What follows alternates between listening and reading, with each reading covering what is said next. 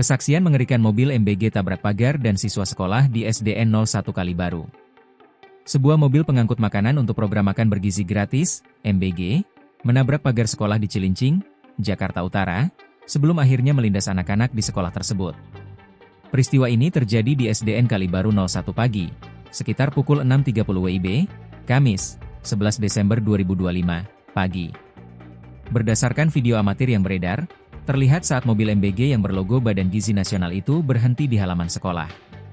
Sementara itu, beberapa anak sekolah tersebut sudah terkapar di dekat mobil, beberapa ada yang terjebak di kolong mobil.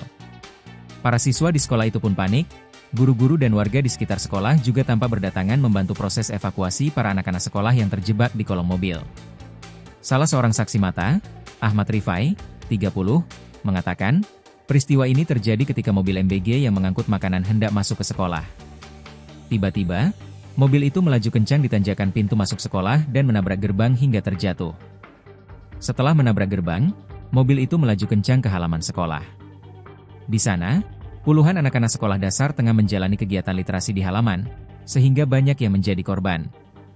Itu yang saya tolong itu ada sekitar 4 anak, ada yang kondisinya parah juga, berdarah-darah, ucap Rifai.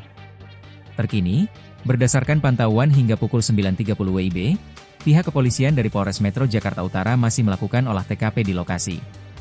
Garis kepolisian juga sudah terpasang di halaman sekolah, sementara para siswa yang menjadi korban sudah dilarikan ke rumah sakit. Download Tribun X sekarang, menghadirkan lokal menjadi Indonesia.